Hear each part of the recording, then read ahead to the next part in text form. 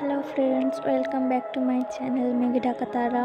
এইটা দেখো, আমাদের কালকে রাত্রে পালকি সাজানো হচ্ছিল গোপালজি হরিপাঠ গোপালজির মন্দিরে। তো এখানে আমি পুজো দিতে এসেছিলাম কাল। এখন ঠাকুরকে পোশাক পরানো হচ্ছিল। এখন তারপরে ঠাকুরের পোশাক পরানোর পর ঠাকুরকে দেখো কেমন লাগছে। তারপরে আজকে সকালবেলা আমরা চলে গেছিলাম পরিক্রমা। আজ আমাদের পথ পরিক্রমা ছিল। এই দেখো কত মানুষের ভিড়, অনেক মানুষ ভিড় করে যাচ্ছিল। তারপরে আজকে সারাদিন আমরা কি করেছি সব কিছুই তোমাদেরকে জানাবো। এটা প্রথম আমার ব্লগ। এটা আমার একটা বোন। আমরা সবাই আনন্দ করে যাচ্ছিলাম। ওই দেখো অনেকেই যাচ্ছে। তারপরে আমরা সোজাসুজি ওখানে খেতে বসে গেছিলাম জল খাবার। এক জায়গায় আমাদেরকে নাস্তা দিয়েছিল, ওটা দেখানো হয়নি। তারপরে এখানে জল খাবারে আমাদেরকে কি কি দিয়েছে তোমরা দেখতে পাচ্ছ। প্রথমে পাতা দিচ্ছে, অবশ্যই পাতাই দেবে। আমি পাগলের মতো বকর বকর করতে ভালোবাসি, তাই বকর বকর করে যাচ্ছি। পাতা দেওয়ার পর এখানে দিয়েছিল লুচি, ছোলার ডাল, এইরকম খেতে বসে গেছি। আলু ফুলকপির তরকারি, তারপরে দিয়েছিল চাটনি। চাটনির পরে দিয়েছিল কি দিয়েছিল, হ্যাঁ মিষ্টি দিয়েছিল। তো আমরা খেয়ে নিলাম। খেয়ে দিয়ে আমরা চলে গেলাম আবার একটুখানি পরিক্রমার জন্য। ওখান থেকে পরিক্রমা করে আরেকজনের বাড়িতে। এখানে পালকি থেকে আমাদের ঠাকুর নামবে, তার আগে একটু সবাই ঠাকুরকে নিয়ে নাচানাচি করছে। এরকম তোমাদের কাদের বাড়ির সামনে হয় জানাবে। আর আমাদের এখানে কিন্তু রাস শুরু হয়ে যাচ্ছে আজ থেকে 16 দিন। তোমরা যারা যারা দেখতে চাও সবাই রাত্রেবেলা আসতে পারো। এখানে অনেকজন বাইরে থেকে গায়ক গায়িকাও আসবে। তারপরে এই আমরা দুপুরের খাবার খেতে বসে গেছিলাম। এই যে আমার 2 বোন, ওরা সবাই দেখছে। তারপর আমরা খেতে বসেছিলাম। আমাদের পাতে কি কি ছিল সব তোমাদেরকে জানাবো, তার জন্য তোমরা দেখতে থাকো। সবার প্রথমে বড় বড় খবর কাগজ দিয়ে দিয়েছিল খবর পড়ার জন্য।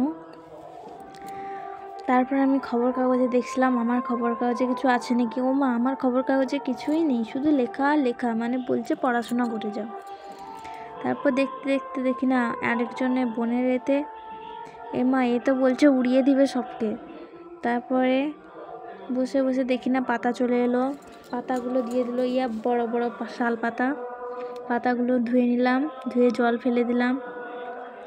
তারপরে যেটা আসছিলো নুন, আর আমি বড় একটা হাত বের করে না বলে দিলাম, যেটা দেখে অনেকেই হাসলো।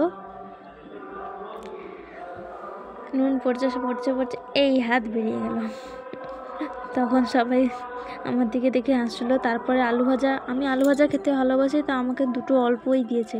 এটা দেখে আমার শাশুড়ি মার খুব কষ্ট হলো, তাই তিনি আবার আমাকে দুটো আবার আলু ভাজা দিয়ে দিল। তারপরে আলু ভাজা দেওয়ার পর আমি সামলাতে পারলাম না, খুব খিদে লাগছিল, আমি একটা একটা করে খেতে লাগলাম। তারপরে চলে এসেছিলো আমাদের প্রসাদ, মানে ভাত প্রসাদ, আমরা প্রসাদ বলি।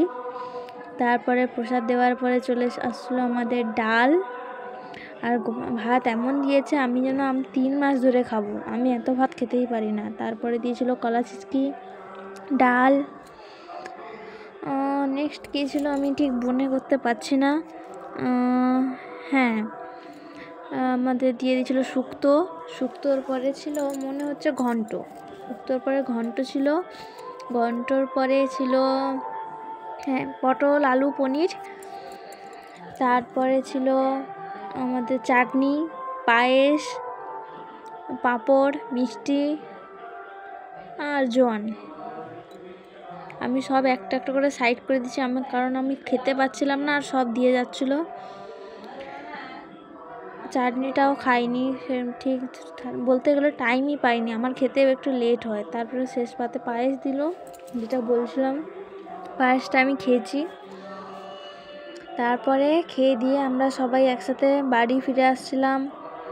তখন আমরা একটা টোটো ধরেছিলাম, টোটোয় করে বসে গেছি। তারপরে দেখি দাদাও এসে গেছে, দাদাও ফটফট গাড়ি ছেড়ে দিল।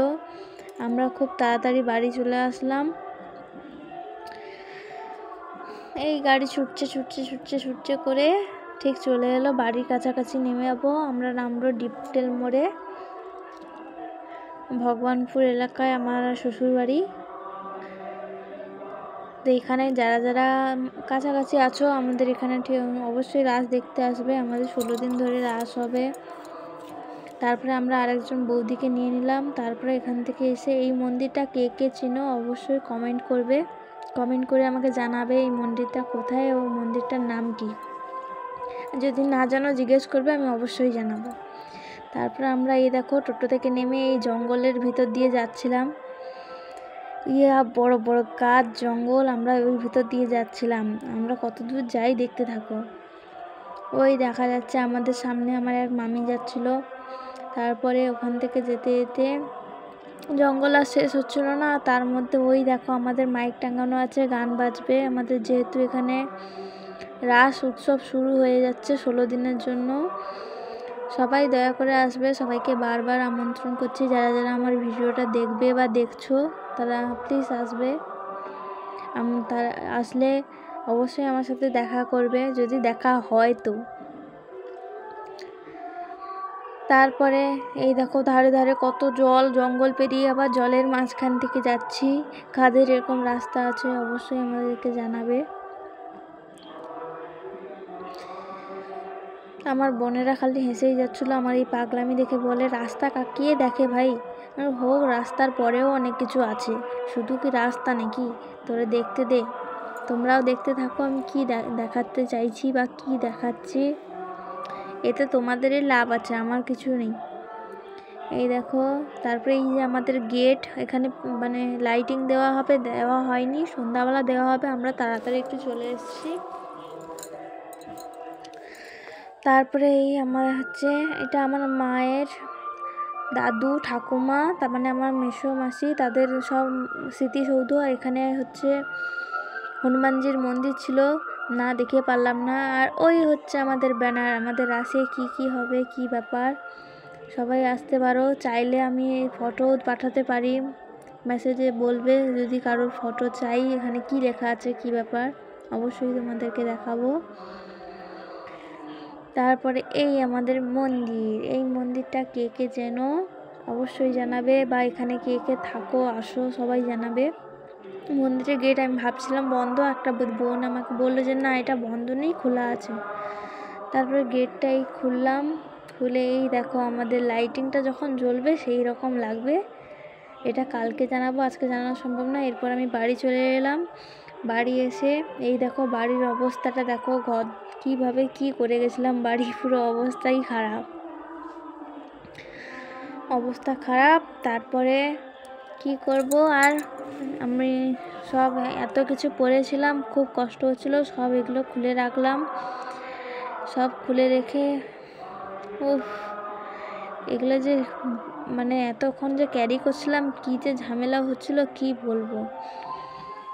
তারপর এগুলো সব মাথার গোলাপগুলো সব আটকে আটকে যাচ্ছিলো, অর্ধেক মনে হয় চুল ছিঁড়েই গেছে। তারপরে আমি চলে এসেছি আমার বাড়ির লোকে।